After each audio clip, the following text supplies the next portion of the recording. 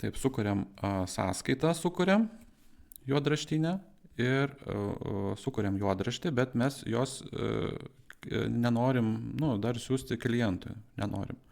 Tai mes tiesiog spaudžiam išsaugoti į juodraštį ir sąskaita be jokio numerio pas mus atsiranda juodraščių sąraše. Jis yra, žodžiu, juodraštyje ir matome atliktus darbus atliktus. Ir, tarkim, visą mėnesį, tarkim, ar tai yra transporto paslaugos, yra vežimai, tarkim, vyksta visą mėnesį ir čia galit jūs papildyti informaciją, pavyzdžiui, transporto paslaugos, tarkim, vienas vežimas, 100 eurų ir vėl išsaugau juodraštį ir kaupiu, tarkim, informaciją. Ir kai man reikės, aš tą sąskaitą tiesiog paspausiu redaguoti ir galėsiu sukurti, tarkim, pasirinkti PVM sąskaitą ir galėsiu visą šitą informaciją įkelti į sąskaitą. Taip pat yra dar galimybė iš ankstinės sąskaitos sukurti. Yra informacija taip pat apie klientus kaupiasi. Yra galima klientui sukurti tik tai jam specialią kainodarą. Kaip taip atrodo, tarkim, transporto paslaugos, aš jam pasiūlysiu, tarkim, vienas vežimas už 150 eurų. Tai aš šitam klientui sukuriu tik jam specialų sąrašą. Ir aš kai kurių sąskaitą ir pasirinku klientą, aš jau, tarkim, man duoda jau pasirinkti paslaugą ir jau tą paslaugą man iš karto nebereikia vest kainos, jau tam klientui yra numatoma speciali kainodara. Ir aš išsaugau. Kitas dalykas yra, kas labai yra svarbu, yra dar pasidaryti dar daugiau nustatymų. Tai yra sąskaitų nustatymai, tai būtent galiu keisti mato vienetus, galiu kitą tvarką sudėlioti mato vienetus, galiu logotipo pusę keisti, kad kokią informaciją rodytų. Tarkim, yra nerodyti po PVM, numeraciją eilutėse nerodyti, galima tarkim, jūs atsispausdinat sąskaitą ir matysis, tarkim, sunumeruota eilutė.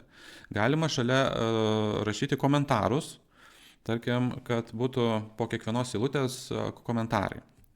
Taip pat kiekviena sukurta serija matysis. Taip pat aš galiu, tarkim, pristatymo būdą. Pavyzdžiui, tarkim, DPD, pavyzdžiui, DHL, pavyzdžiui, kaip aš pristatysiu prekes, tarkim, įsives. Galiu numatyti, tarkim, komentarą, numeravimą, tarkim, atnaujinu. Tada aš galiu dar įsives mokėjimo būdą, tarkim, bankas, pavedimu, dar galiu, pavyzdžiui, kortelę, jeigu atsiskaito. Taip pat galiu kurti informaciją apie išlaidas, vesti. Jeigu man yra poreikis, noriu matuoti savo išlaidas, galiu taip pat ar kuro, ar remonto, ar paslaugos, ar kažkokią kitą informaciją galiu kurti. Yra atskira skiltis. Galiu keisti informaciją sąskaitos siuntimo. Yra siūsti sąskaitai tekstas ir jeigu noriu, galiu priminimą. Jeigu, tarkim, negavau apmokėjimo, aš galiu išsiųsti priminimą. Taip pat galiu pridėti logotipą, kad laiško gale būtų. Ir dar dabar yra sąskaita siunčiama kaip nuoroda. Bet aš jeigu galiu pasirinkti, kad sąskaita siūstų kaip priedą. Koks skirtumas yra? Tai, kad siunčiant kaip nuorodą, jeigu klientas atsidaro sąskaitą, aš matau, kad jisai peržiūrėjo. Jeigu kaip priedą siunčia, tada aš nematysiu, ar klientas peržiūrėjo sąskaitą ar ne. Tada aš galiu dar pridėti darbuotoją, jeigu noriu, kad pakviesti naudotis, kad jis turėtų savo atskirą prisijungimą prie programos. Ir dar pats toksai įdomiausias gal dalykas, galima pasirašinėti sąskaitą. Aš, tarkim, galiu paspaudžiu, tarkim, pasirašau, išsaugoju, matome, tarkim, turiu mano parašas ir aš, tarkim, dar kartą einu sukurti sąskaitą.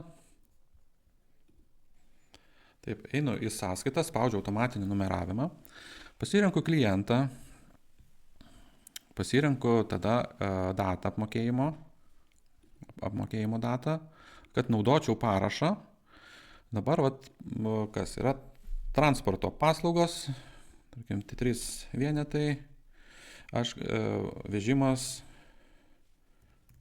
tarkim, vežimas Vilniaus rajone. Ir galiu įsirašyti komentarą, tada galiu mokėjimo būdą, pavedimu, pristatymo būdą galiu pasirinkti. Jeigu nepaspaudžiu, tada rodys, kas išrašė sąskaitą. Tai jeigu aš uždėjau parašą, tai reikėtų rodyti, kas pasirašė ant sąskaitos. Aš tada spaudžiu išsaugau ir dabar, kai aš atsisiunčiu, aš matau, kad yra uždėtas jau mano sąskaita, bus pasirašyta. Taip, tada dar kas aktualu yra, būtent aš galiu, jeigu iš klientų negavau apmokėjimo, aš galiu ją dar kartą išsiųsti. Ir čia, kur siūsti sąskaitą, pasirinkti siūsti priminimą. Ir tada matote, pasikeičia tekstas, kad negavome apmokėjimo ir, žodžiu, sąskaita išsisiunčia kaip priminimas. Daugiau yra, kad išlaidos, minėjau, tarkim, mes galime sukurti išlaidą, jeigu norim vesti pirkimo, ne pardavimo, bet pirkimo. Ir nusirodyti, kad, tarkim, pardavėjas, tarkim, Circle K, sąskaitos numeris, sąskaitos data ir rodys tada, kiek aš, tarkim, pirkau degalų už 1000, atskirai nusirodau PVM ir įrašau. Dabar aš matau, kokios yra mano išlaidos suvestos atskirai vidu. Galiu matyti atskirai išlaidų rūšis ir suvestinę, matyti, iš ko perku, kokį kūrą, kiek yra atlikta pirkimų. Taip pat aš galiu žiūrėti, stebėti statistiką, yra stebėti pirkėjų statistiką, pasirinkti. Daugiau informacijos rodo, kai suvedami bent 2 mėnesiai, turi būti 2 atskiri mėnesiai. Tai tada rodys daugiau informacijos, galim paredaguoti sąskaitą ir, tarkim, išrašyti sąskaitą, tarkim, rugsėjo mėnesį. Rugsėjo mėnesį išsaugom ir tada einu aš į pirkėjų statistiką. Dabar matote, jau yra 2 mėnesiai, aš matau, kiek sąskaitų išrašiau rugsėjį, kiek sąskaitų, už kokią sumą esu išrašęs spalio mėnesį. Aš galiu pagal pirkėjus matyti, kiek sąskaitų, tarkim, vienam pirkėjui, čia, tarkim, irgi vienam pirkėjui galiu išsirinkti periodą už metus, už 12 paskutinių mėnesių, jeigu jums reikia sekti PVM statistiką, matysis visa už laikotarpį suma be PVM, kiek, tarkim, vienos sąskaitos vidutinė suma. Ir dar ką norėčiau parodyti, tai yra, turim prekių sandėlį, prekės pasirenkam, kad pridėti prekę, parduotuvę, jeigu reikia, galima skirtingas ir prekes galima skirstyti į kategorijas. Aš, tarkim, prisidedu numerį, prekė yra, tarkim, popierius, tarkim, 10 dėžių, vieneto savikaina 100 ir jeigu aš parduodu, aš turiu įvesti mažmeninę kainą, tarkim, po 150. Ne? Ir aš tada matau, kiek yra dėžių, kiek yra ten apie visą prekės informaciją, aš galiu pridėti daugiau prekių iš karto tuo pačiu vedimu, jeigu iš sąskaitos vedu, išsaugau ir kai vedu, tarkim, kuriu sąskaitą, įvedu automatiškai sąskaitos informaciją ir aš tada galiu, tarkim, iš sandėlio tarkim, pasirenku, kad būtent prekia. Va, ir rodo man, pradedu vest po popierius, pasirenku, kokią kainą noriu parduoti, vieną dėžutę parduodu už mažmeninę kainą ir išsaugau. Ir aš tada einu į savo sandėlį, pažiūriu atsargus, vat ir kainos, matau, kad liko jau 9 dėžės liko, galiu pasižiūrėti informaciją, kad atlikau vieną pardavimą, kad pridėjau, vieną pardavimą atlikau. Taip pat, jeigu aš matau, kad nebūtinai aš turiu pridėti tas prekes kiekvieną kartą įvedinėti, aš galiu tiesiog taip paprastai ranka pakoreguoti sumą ir atnaujinti, jeigu matau, kad man yra taip patogiau ir yra poreikis. Taip pat dešiniai pusėje viršuje matysite tiesiog ataskaitas, matysit. Tarkim, apie ataskaitą apie atsargų likučius. Taip pat sąskaitų sąrašą galima stebėti. Prie sąskaitų galima pridėti komentarus, galima pridėti, tarkim neapmokėta. Neapmokėta galiu, tarkim, išsaugoti, ne, ir paspaudęs visą laiką matysiu komentarą. Galima pažymėti sąskaitą. Tarkim, aš noriu sukurti etiketę, bus tekstas neapmokėta. Neapmokėta, raudonai, pavyzdžiui, raudonai išsaugau, bus raudona. Va. Ir man užsidedant sąskaitą pažymėjau raudonai. Jeigu sąskaita yra apmokėta, aš galiu parašyti, kad yra ta suma yra apmokėta ir klientas atsiskaitė.